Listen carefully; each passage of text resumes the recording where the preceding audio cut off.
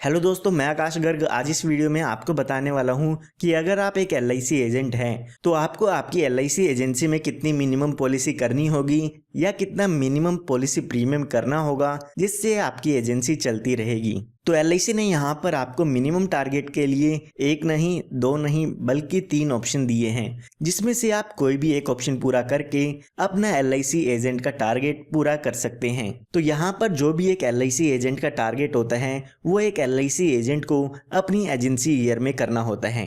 अगर आपने अपनी एजेंसी का कोड 1 जुलाई 2019 को लिया है तो जो आपका एजेंसी ईयर होगा वो होगा 1 जुलाई 2019 से लेके 30 जून 2020 तक। इसी तरीके से आपने अगर कोड लिया है 1 जुलाई 2020 में तो आपको यहाँ पर 1 जुलाई 2020 से लेके 30 जून 2021 तक का जो पीरियड होगा वो आपका एजेंसी ईयर होगा। यानी कि जिस साल भी आपने कोड लिया है उससे 12 महीने बाद का जो पीरियड होगा वो आपकी एजेंसी ईयर में काउंट होगा। तो यहाँ पर मिनिमम टारगेट पूरा करने के लिए सबसे पहले एलआईसी ने जो ऑप्शन दिया है वो ये है कि आपको यहाँ पर 6 लाइव्स करनी होगी। इसका मतलब है कि आपको 6 अलग अलग लोगों की पॉलिसी करनी होगी। कई बार ऐसा होता है कि आप एक ही व्यक्ति की 2 पॉलिसी कर लेते हैं तो वो 2 पॉलिसी काउंट नहीं होगी। यहाँ पर इस मिनिमम टारगेट को करने के लिए आपको 6 अलग अलग लोगों की यहाँ पर पॉलिसी करनी होगी। इसी के साथ साथ जो 50,000 रुपये का फर्स्ट ईयर प्रीमियम है वो उन सभी पॉलिसी का मिला के होना चाहिए या उससे ज़्यादा होना चाहिए।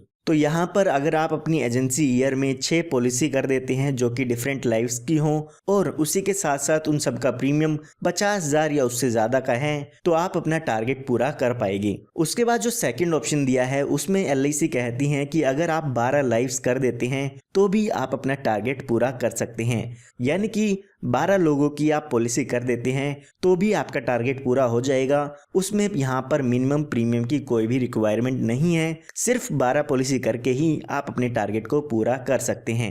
उसके बाद यहाँ पर एलआईसी ने तीसरा ऑप्शन आपको दिया है। उसमें एलआईसी कहती है कि आपको 1 लाख रुपए का फर्स्ट ईयर प्रीमियम करना होगा।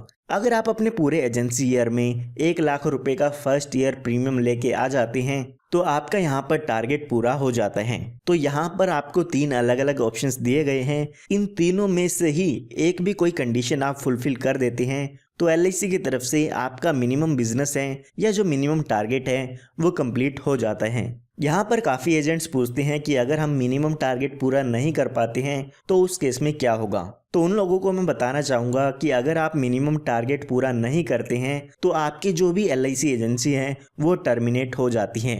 और अगर आपकी एलआईसी एजेंसी टर्मिनेट हो जाती है तो उसके बाद से आपने जो भी पॉलिसी उसके पहले की हुई है उसका रिन्यूअल कमीशन आपको नहीं मिलेगा। यानी कि जो आप मेहनत पहले कर चुके हैं पॉलिसी करने के लिए उसका रिन्यूअल कमीशन आपको नहीं मिल पाएगा। लेकिन यहाँ पर एलआईसी ने सोचा कि ऐसा करने से एलआईसी एजेंट के साथ गलत हो सकता है।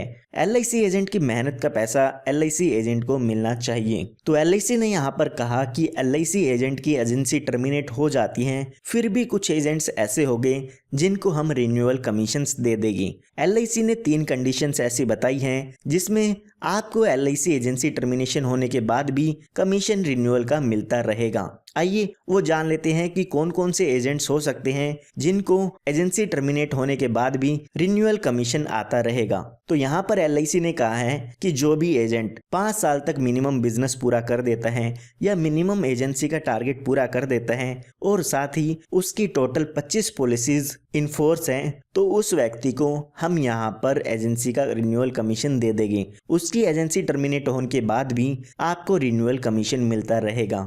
उसके बाद जो दूसरा ऑप्शन दिया है उसमें एलआईसी ने कहा है कि अगर आप यहाँ पे 25 पॉलिसी लाइफ्स नहीं रख पाते हैं तो हम दूसरा ऑप्शन देते हैं जिसमें आप सिर्फ 10 साल मिनिमम टारगेट करके अपनी पॉलिसी के कमीशन को कंटिन्यू रख सकते हैं।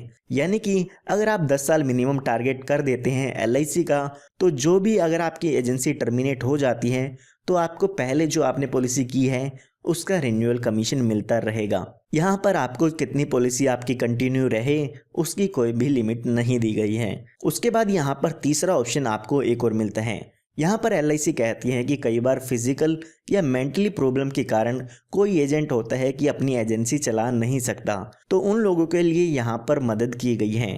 उस केस में एलआईसी कहती हैं कि अगर आप 2 साल मिनिमम टारगेट पूरा कर देते हो और जो आपकी 12 पॉलिसी है वो चालू है, तो हम आपको एजेंसी टर्मिनेट होने के बाद भी आपकी पॉलिसी का रिन्यूअल कमीशन देते रहेगी। तो आप इन तीनों ही ऑप्शंस में से कोई भी एक ऑप्शन फुलफिल कर देते हैं, चाहे वो 5 साल और 25 पॉलिसी का हो, या फिर वो 10 साल का हो, या फिर कोई एजेंट फिजिकल या मेंटल प्रॉब्लम में है तो उसके लिए 2 साल और 12 पॉलिसीज का यहाँ पे कंडीशन फुलफिल कर देते हैं, तो आप यहाँ पर टर्मिनेट होने के बाद भी रिन्यूअल कमीशन पाते रहेंगे। ये बात हमने तब की है जब आपकी एजेंसी टर्मिनेट हो जाती है और उसके बाद आपको कैसे रिन्यूअल कमीशन मिल सकता है। अब काफी लोग यहाँ पे पूछते हैं कि मिनिमम टारगेट कितने साल तक करना होगा ताकि हमारी जो एजेंसी है वो टर्मिनेट ही ना हो।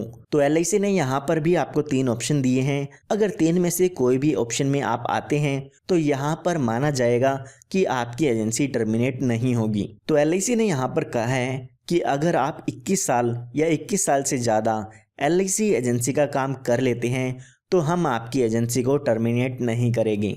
या फिर जो दूसरा ऑप्शन है उसमें LIC ने कहा है कि अगर आप 15 साल या 15 साल से ज़्यादा LIC के साथ जुड़े हुए हैं और जो आपकी उम्र है वो 55 साल या 55 साल से ज़्यादा हो चुकी है तो भी हम आपकी LIC एजेंसी को टर्मिनेट नहीं करेंगे। उसके बाद तीसरे ऑप्शन में LIC कहती है कि आपको LIC एजेंट वर्क में 15 साल हो चुके हैं, इसी के साथ साथ LIC को आपकी जो पुरानी पॉलिसी है उससे रिन्यूअल प्रीमियम 2 लाख रुपए का मिल रहा है, तो भी हम आपकी जो एजेंसी है उसको टर्मिनेट नहीं करेंगे।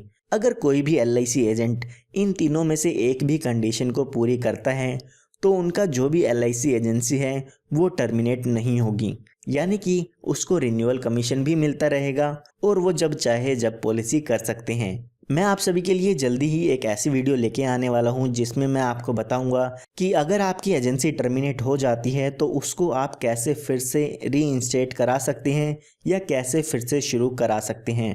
तो उसके लिए आप हमारे चैनल को सब्सक्राइब कर सकते हैं ताकि जब भी मैं वो वीडियो लेके आऊँ वो आपको मिल सकें। और अगर आप ऐसे ही वीडियोस चाहते हैं LIC से रिलेटेड तो आप हमारे चैनल को सब्सक्राइब कर सकते हैं, क्योंकि ऐसी वीडियोस मैं आप सभी के लिए लाता रहता हूँ। धन्यवाद।